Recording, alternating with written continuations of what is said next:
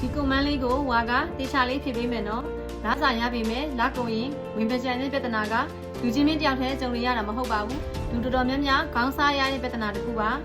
ဒီတော့ဝါလဲသုံးနေပြီးအရန်လဲသုံးဝင်တဲ့40 30 30လူလေးကိုပြပြပေးမယ်နော်တေချာလိုက်မှတ်ထားနော်ဒီနည်းလမ်းကတော့ရိုးရိုးလေးပါပဲပထမ40ကိုလိုအပ်ချက်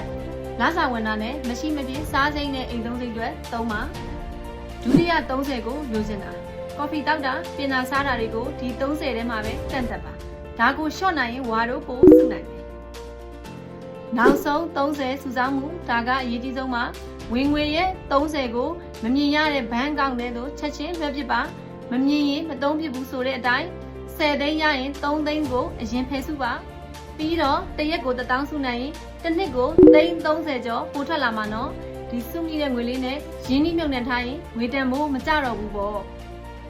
ငွေစုရဆိုတာခက်ခဲတဲ့လို့မဟုတ်ပါဘူးစီးကဲရှိဖို့ပဲလိုတာပါဝါတို့လိုမျိုးငွေစုပြီးအိမ်ပိုင်းမြေပိုင်းရှင်ဖြစ်ရှင်နေဆိုရင်တော့ကွန်မန့်မှာ yes လို့မှန်းခဲ့ပါအကြံဉာဏ်လိုချင်တယ်ဆိုရင်တော့ဝါတို့တူရှေ့တိုက်ကိုဆက်သွယ်လိုက်ပါအားလုံးပဲကိုယ့်အိမ်မက်တွေစီအမြဲဆုံးရှောက်လန်းနိုင်ပါစေကျေးဇူးပါ